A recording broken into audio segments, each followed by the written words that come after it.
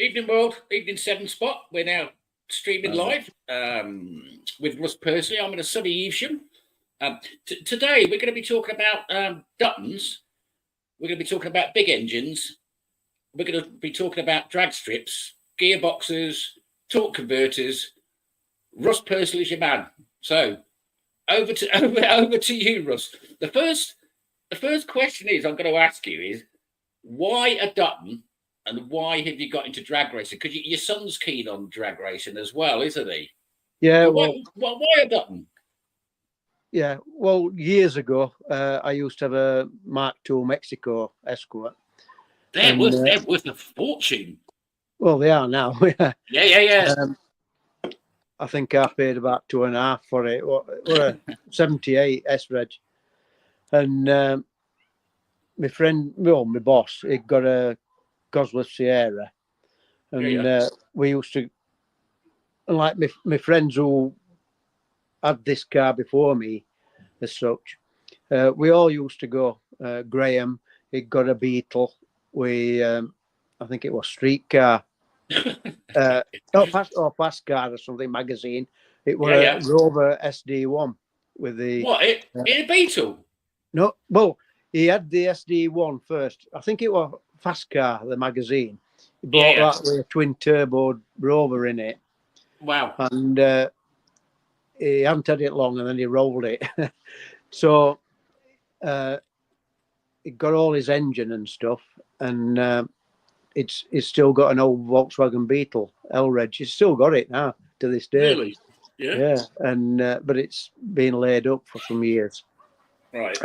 So I put that engine in back, the Beetle, with twin turbo, stuck out outside, and a Renault 5 back end on it, for gearbox. And we all used to go, and that's when I got my Escort and things. And then as time went on, we had a family as such, so I had to get rid of everything. So I just got a Rover then, a 800 Rover. And then my friend who owned this car, he lived down Coningsby, side of the airbase. Yeah. And he was wanting to build a garage in these cottages, but the planning permission said that they got to have them stone slates. So he needed $2,000. Right. And he called one day and he just said to me, do you want, because like I used to go out in this when it was his. Yeah. But it had been stood years in a scrapyard. They'd smashed it up and chucked a rod through outside and everything. They'd been riding it about just in first gear. And because it knocks on in first gear, like. But they threw a rod out and it'd been in a scrapyard for a couple of years. Maybe longer. So he come and asked me if I wanted it for $2,000. But my wife was at work at the time. On evenings. I know what's coming. I know what's coming. Go on then. So he says, "When's your car then?" So he took me Rover and he come back about 11 o'clock at night. When she'd come home, when he'd come back on trailer, we pushed it round back at house and that, and she got monk on like. But anyhow, it took me a while just to get it going and that. And then when I took it down the road, once I got it going, I thought, what have I bought here? It was just, I've never drove it myself.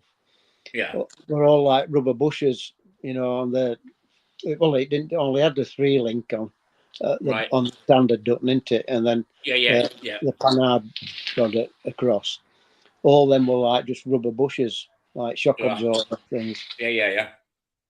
So I worked on a lathe, so I made all my new links and put rose joints on ends, left and right hand threads. And it transformed it, so. But what engine did you have in it at that stage? Was that that was a 350 small block, which is still here now. Yeah. Oh, it looks wrong way, doesn't it? Yeah. I don't know if you can see it. Yeah.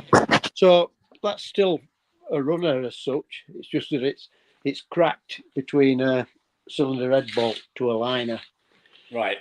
But that engine ran for years and years. That I just kept rebuilding it. Yeah. But the threads went because they only drilled and tapped into the waterways on a small block, and it rotted, and I ended up helicoiling it, and then I weakened it as such. So it had only got an 1/8 to the liner, and then it cracked. Right. So, Yeah. But yeah, we were racing that then, and I think it was running maybe I-12s or something like that in them days. And when I'd been racing it, the owner of the track come up to me and he said, "You do realise this car's third fastest car here?" I said, "No, like, we're only trying it." So it Was that an Avon Raceway? Or? No, it was at York York Race. Race. Yeah.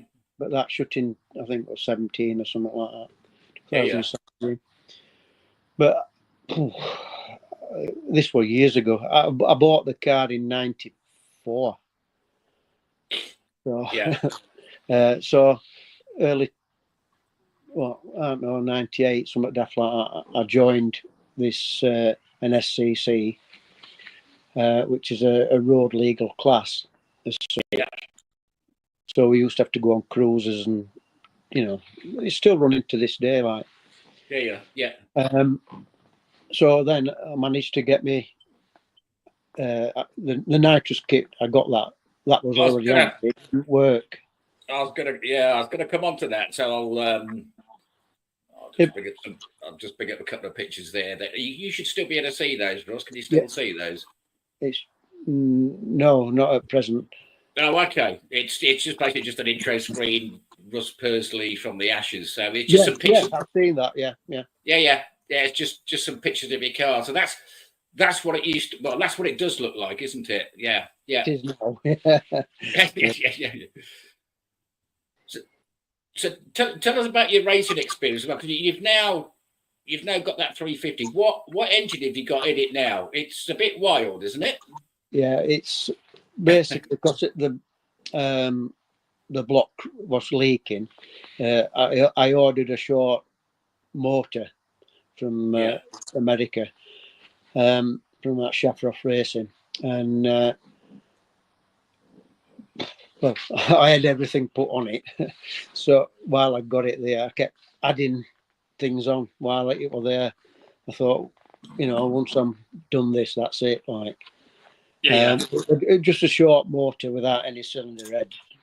So it weren't bad priced. But what I forgot all about was the VAT. And import duties as well if you're bringing stuff in from the States. You can get stuck on those. Some get through. Some get through, but most don't. Yeah, so I think FedEx, they wanted about 800 quid to bring the engine in. Wow. So I rang Shafroth back up. I says, "Do you know anybody who could get it over for me?"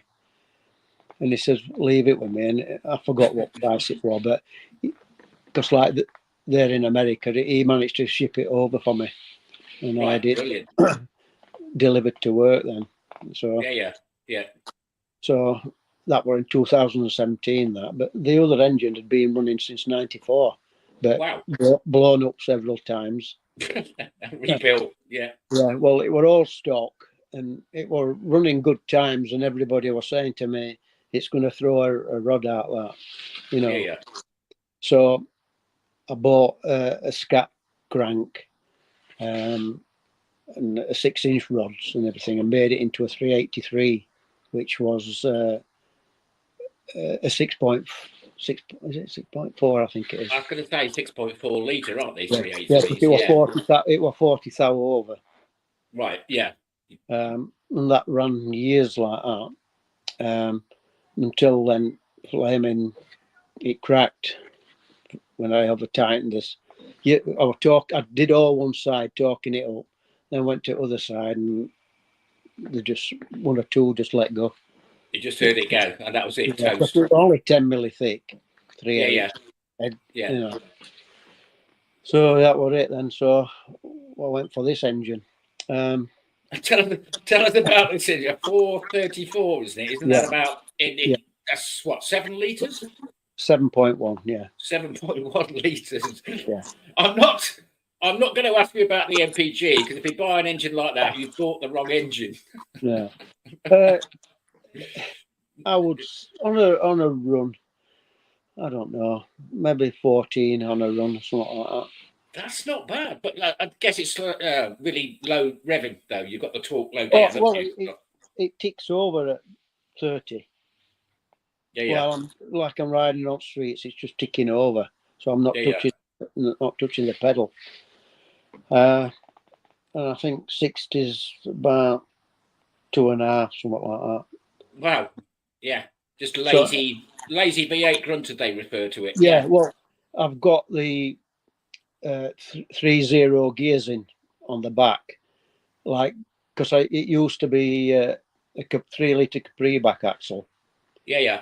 And I kept that gear in, so it's nice on motorway and things, you know. Yeah. But so where did I start? So when you obviously got your new engine in, your 434 7-litre job, Ian. When did you decide to put NOS in it? Well, the nitrous was on it. Was that on it from the previous engine? With the old engine, like. Yeah. Because I'd run 9.6s, 130 something, 136 maybe, with the old engine. Right. You know, so this has picked its feet up quite a lot, like. Well, I saw in this current guys, it's running what, 8-second quarter miles, isn't it? About I8, yeah. Over 152 across. The other day I did 153.6, I think. Well, it's got to be the fastest Dutton out there, surely. Well, yeah, I would imagine so. Yeah. And tell us about the chassis, because you must have had to make some chassis modifications to get that kind of power and the engine in. Yeah. Well, the chassis were all made out of. I renewed the chassis. Right. The rails and everything. Yeah. And I've lengthened it by 5 inches because you were sat right up, your knees nearly touching the steering wheel. You know what I mean? Because yeah. If you look on your photo there's the bulkheads being cut back where the battery and everything used to be. Right. Yeah. You know, so it's nearly 50-50.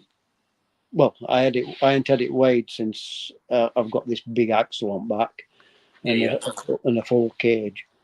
But it used to be 980, I think. Something like that. Yeah. And I see you've got the full race cage on now as well. So you didn't used to in your early cars. Yeah. Well, I crashed it in 2008 and put it into an edge row. And a lot of my injuries were caused because I got no front roller loop. The car just went into the edge row. Yeah, and your face went into the hedge row as well. Yeah. So now I've got something in front of me. Yeah. It's also sticking the car up so much as well. You know, I used to think it handled okay, but when I put this on, it's so much better. Yeah. And that's not a limited slip diff on the back, is it? It is. I'm not sure. It's called a True Track. Right. It's similar to a Ford Ranger. Yeah. So it's a torque set bias. I think they call them bias torque sensing diff. So you you can go on the brake testing machine for MOT and do a normal back brake test. You know what I mean? Yeah. Whereas with the other diffs and everything, it'd jump. They couldn't do it because it was a solid axle basically. If one wheel stopped, yeah, just jump off the rollers basically. Yeah. That So was I've got some pictures of not of the actual crash. We have got some, but we haven't got copyright to use them, so we're quite careful. Okay. I spoke to Richard, so I spoke to him last night, and he says it's fine. Oh, brilliant. Okay, I'll let Jim will watch this anyway. We'll get some more in, but yeah, you can see your full roll cage there as well. Yeah. And now as you said, you've lengthened it. I can't actually quite see that it is longer than a normal.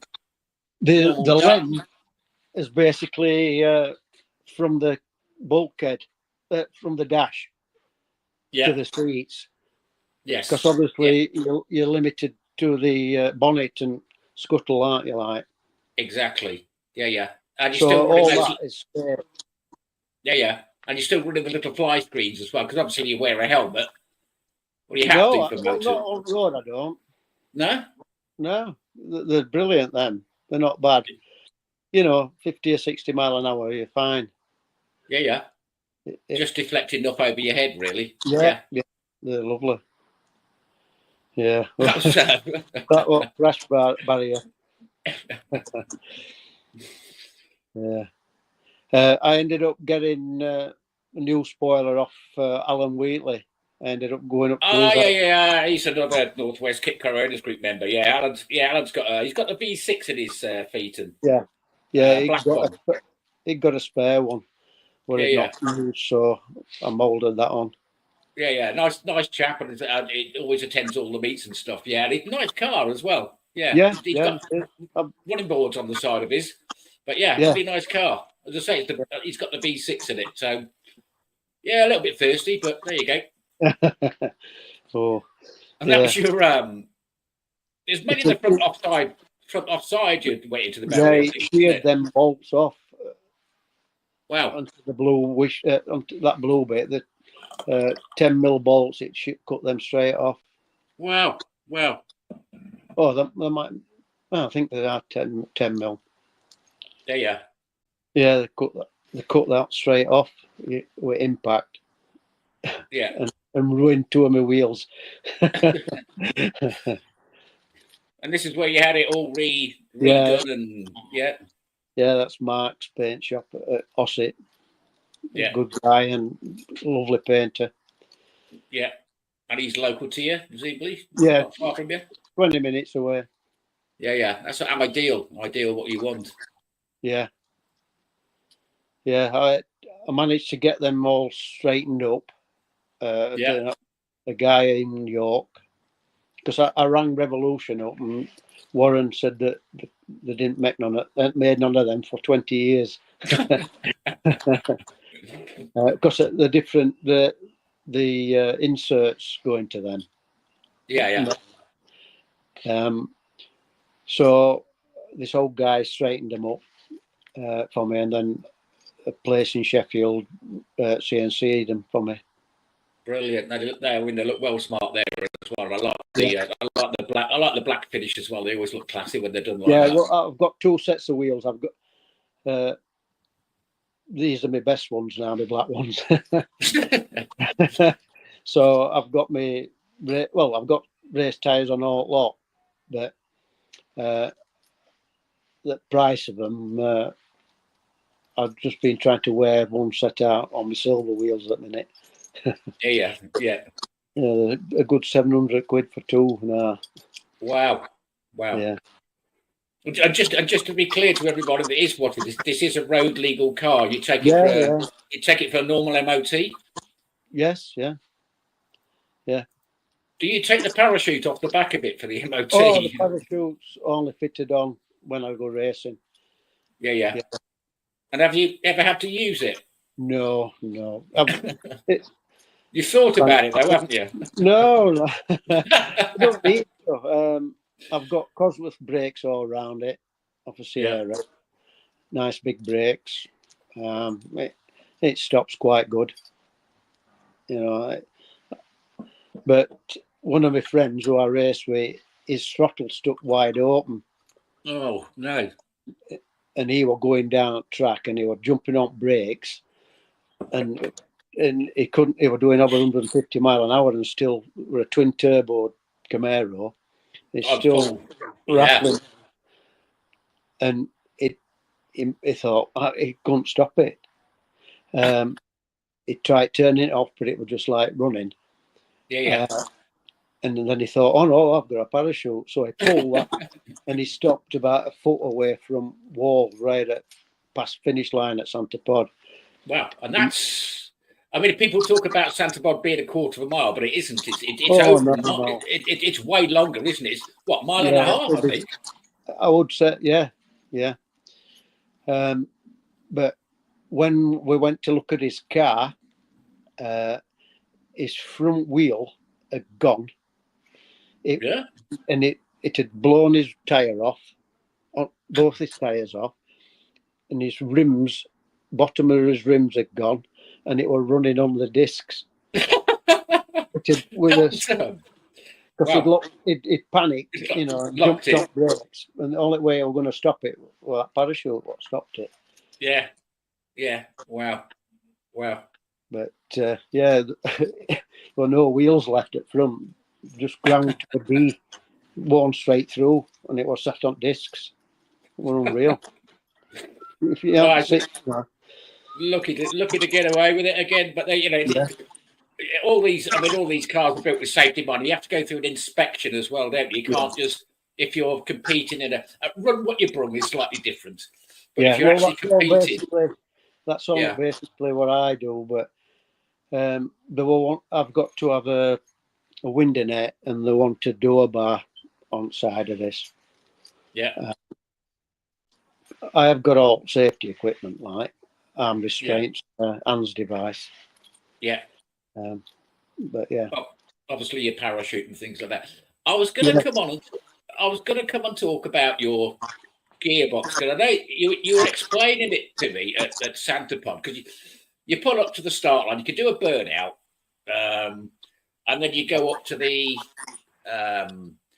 you can see that on that picture, John, with that like a lever stuck out on that picture you've got there, at the like front, just a hydraulic tap that. So basically, I turn that off so that when I do my burnout, I can hold it on my front brakes. Right. So that switches off the back completely. The back brakes completely. Yeah. Or if I press my pedal first and then did that, I've got an handbrake. You know, so I use that more than the proper handbrake. Yeah. But in the burnout, like that, I lock it off, so I've no back brakes. Do the burnout, pop it straight into second, and then just let it run through and stop it. Yeah. So basically, once you cross, but then before you start, you've got to flick it back, that lever. Else, when you come to brake at the top end, which I keep, you haven't got any back brakes. No back brakes. Back brakes, yeah. So it's not. People say to me, they go to racetracks and blah blah blah, and they say, "Isn't running a quarter mile boring?" And I say to them, no, because the more you look into it, the more interesting it gets. I mean, to get a good time, you've got to get a good reaction time off the line. Yeah. 0 to 60 foot times are absolutely crucial, in my opinion. From what I've read and what I've heard, you can win and lose a race on that 0 to 60 foot time. Oh yeah, of course you can. You can still cross the line at a higher MPH, but you've lost it for the ET. Yeah. Because you're accelerated towards the back end. So it is quite technical. And I mean, I've seen your car wheelie off the line as well many times. Yeah. Certainly at Santa Pod. What goes, because you've had it up to like nearly 45 degrees in the air. Haven't you? I mean, what goes through your mind when you see that front end coming up? Because I never hear you lifting off. Well, I did that first. The first time ever it came really up. and I Yeah. couldn't see the track just as blue sky. And I thought it's going over this because one of my friends, he went really high. Well, a couple of them have, and when they come down, it bends everything. Yeah. Sump gets taken out and everything. But yeah, I did that a few years ago. When it come down, luckily I got some eye bolts underneath the car what I could use for towing it, and they dug into the ground on the track to stop. If it hadn't done that, it'd have bust all my mud guards off. Right. You know? Yeah. Looking to save it there then. Yeah, but when it does that, it busts also all the bushes on the bottom wishbones, and it bent the steering rack as well. So you've got to be careful when you do that. You don't really want it. You don't really want it coming up. No, definitely not. I've seen you get some crazy angles at some of the starts, and just phenomenal to watch. Tell us a little bit about your nitrous oxide system. As far as I know, it's just putting it. It's the laughing gas, isn't it? Basically, Yeah. It's just putting tiny shots in every now and again, but you can program that as well, can't you? Yeah. So you get more shots at the start, or maybe I don't know if you can. Can you see that? Yeah. Let's have a look. Let me put you. Is that? I've got it on wrong camera, I think. No. You're all right. I can see that. Yeah, I can see that's fine. So there, that's your NOS controller, yeah. Yeah. So you've got run time. You've got a timer delay in seconds, start percentage, final percentage, and seconds of build up. Right. So in theory, then, so when I do the burnout, I'm not on my nitrous. Okay. So that's just on the engine, that. And then I've also I've got two sets of timing. You've got to knock 10 degrees of timing out for this amount of gas. Is that timing as in the time of the NOS coming in? We're not talking about timing change. Ignition timing. Sorry, ignition timing. Okay. Yeah. Okay. Right. So I've got a switch. Well, I've got a start retard box, but the problem being is that it doesn't like a pulsing progressive box. So it burnt that one out. So what I've done now, I've wired it so that if I'm going to run my gas, I put a switch on which arms the nitrous. Okay. Yeah. And that takes 10 degrees out. So I've got like 28 degrees in the engine on the start line and everything. Yeah. While ever the nitrous is armed.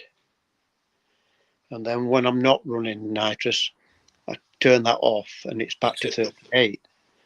Yeah.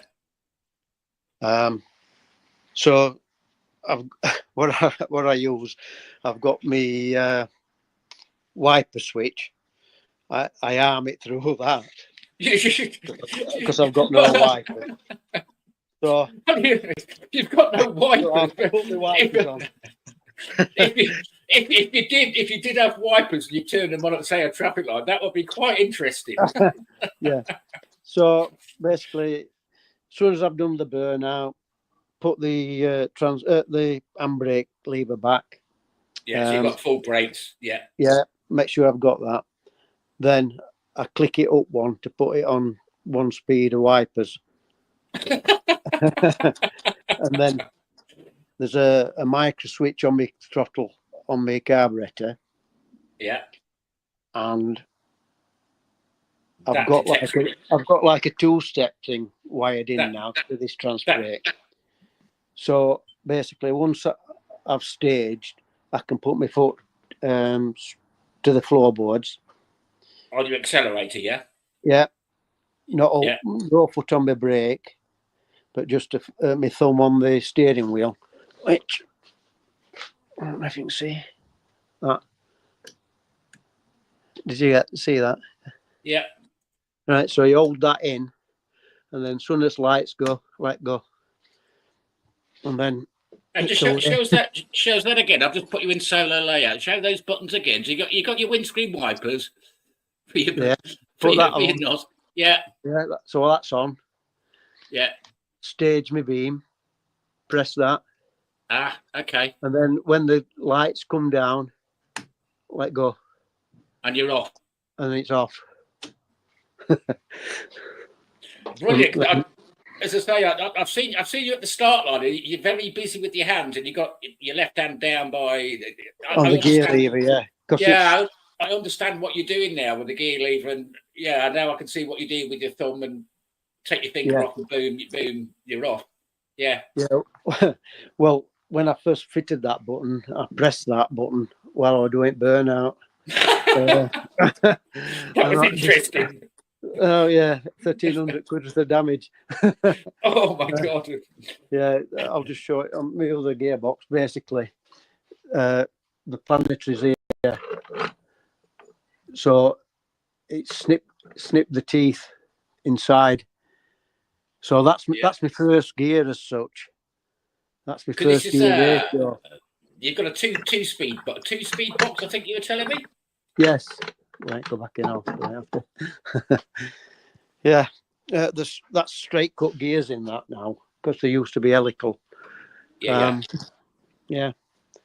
So I've altered the valve body in it, so it's a manual one, full manual now with a trans brake.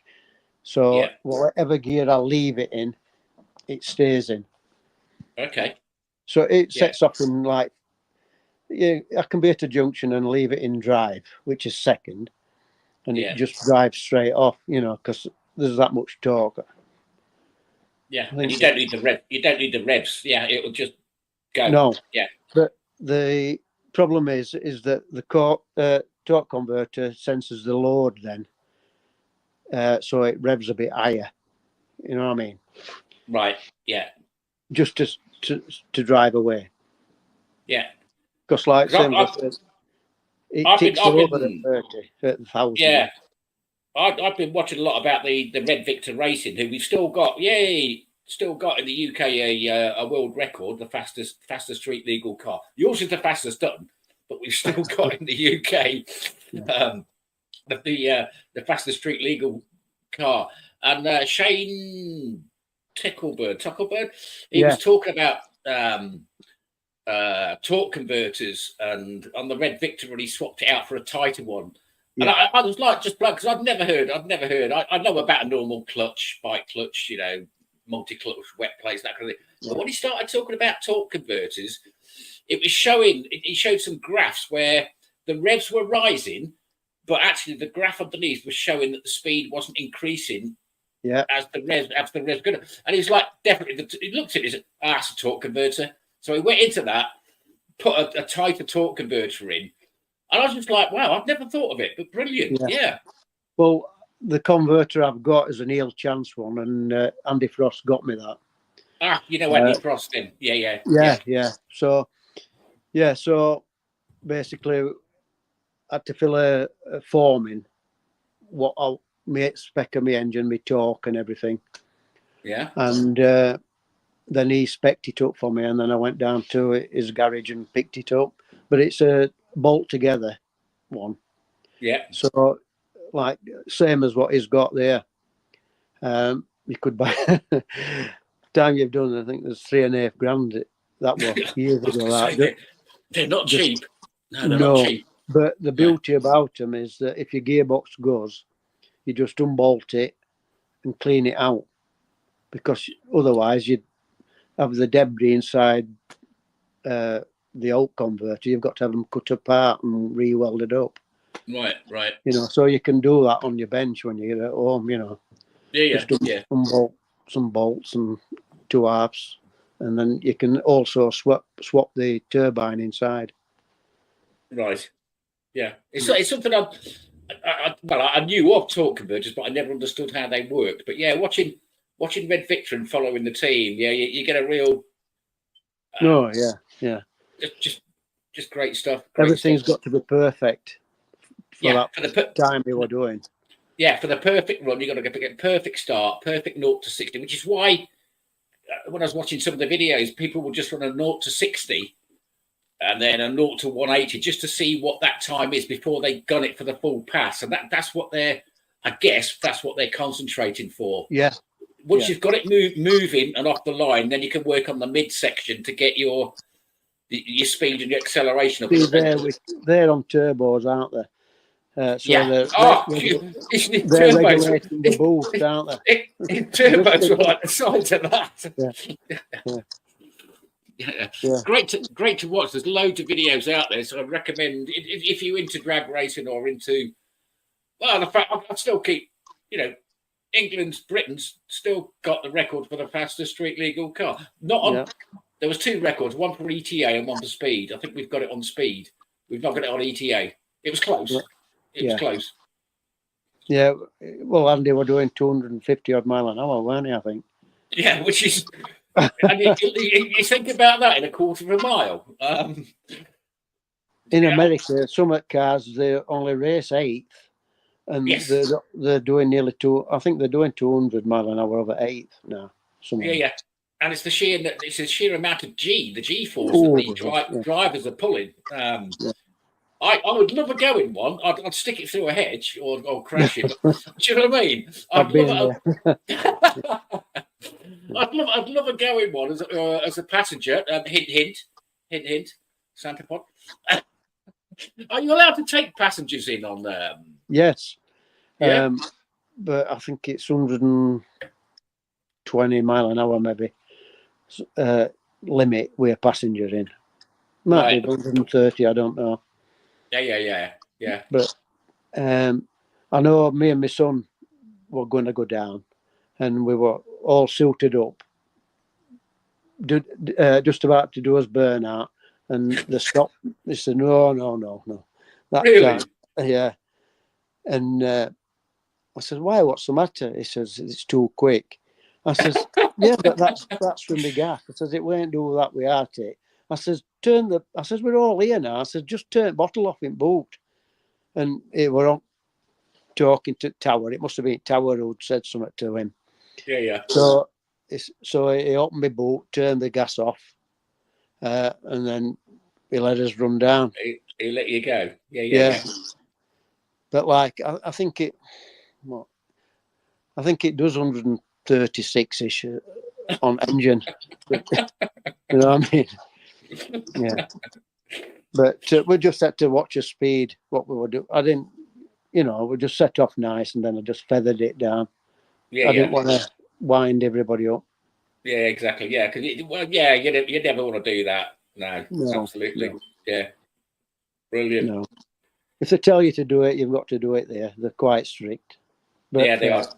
Yeah, strict, as you say, strict but fair. And you see, some of the cars that you see, well, and the bikes as well. The bikes, I couldn't quarter drag a bike like they do. No. Absolutely mental. And all they've got is a set of leathers. So if they come off, it's not. I don't know. It doesn't bear thinking about. I mean, I'm sure they're going to skid down the runway and blah blah blah. But they've got leathers on, so that will help them. But they're hitting mental speeds as well, aren't they? Oh yeah. Did you see that one where that bloke came off and landed on wheelie bar on other bike? He got thrown off his. Yeah, I did. It's a good job he landed on that. Well, exactly. Yeah. It would have been even worse if he hadn't. Who were riding in other lane wondered what were happening. Picked a passenger up. Yeah, the other bloke complained about the back end of the quarter of a mile. He was really slow and he didn't know why. Yeah, bloke hanging off at back end. Yeah. So, and again, a lot of these events, you see the jet cars as well, which is just a completely different league. Yeah. Completely different league. Fire Force is our favourite because the showmanship that they put on at the start of the line. I think it's the Jamaican guy I was speaking to at Kit Fest. Yeah, Richard, I think it's called. Is it Richard? Yeah, lovely bunch of people. Always have to go and see them, talk about the car, and I look at that and think, no, that's not for me. Yeah. Well, I'm good friends with Roger Goring with that Fire. Is it Firestorm? Oh, Firestorm. Yeah. Firestorm. Yeah. Yeah, I thought, the white and red one. Yeah, that's the one. And Yeah. Julian with the Spider-Man. Yeah. Yeah, they're all good friends then. I did see, because I'm on the Santapod website as well. I think it was last night and the night before. Someone had posted a quick video of Fire Force, and it was it was starting the engine, so all the smoke comes out the back and blah blah. But there was their transit van was parked in front of it, right? Yeah, it looked like flame were coming out at back. It looked like the flame was coming out of the transit van. Some wag posted up, that's going to be a quick transit van, that is. And somebody posted, oh, that transit van's a bit smoky. So that's kind of the, that's also the sense of humour, I think, as well, that you get. Oh yeah, they're all good lads. Yeah, you can have a good laugh with them, but well, obviously when you're on the track, that's when it's serious. You can't joke about when you're going to hit 300 mile an hour. You've got to know what you're doing. Yeah. So what are your plans for the car now? Just leave it as it is until you blow up the blood, or I've just bought some new rose joints for back end because they've been on a good few years. So that's all I can really afford to do at the minute. Engine not being touched since 2019, but it could do a quarter looking at, I suppose. But I'm gonna ask a really daft question, or maybe it isn't. What petrol grade are you running on? Just normal Shell V power. The V Max or V Power or whatever. But if I'm racing it with nitrous, I've got some octane booster. Right. That rat juice, I think they call it. I'll just put half a can into a tank. It's only a small tank, you see, 7.5 gallon. So I used to be able to go from here to Donington when we've been to kit car shows, but I don't know if to get that far this time. Yeah. With traffic and that, in them days you could drive a nice steady run. Yeah, exactly. If you're stuck ticking over and that, stop and start. Stop and start will kill any MPG. Not that you bought, not that you put that engine in for the MPG, of course. No. Right, well, it's been brilliant talking to you. Jim will have. Jim, we've got some more videos we can add. As I say, we're still asking for copyright permission on some of them that we know of. But it says it's we'll sort that out. We'll edit this down, and then we'll get it out to you. And I need to catch up with your son as well, because he's also a keen. I thought he might have come up, but no, he did drop me a message and say he's busy. He couldn't make it this weekend.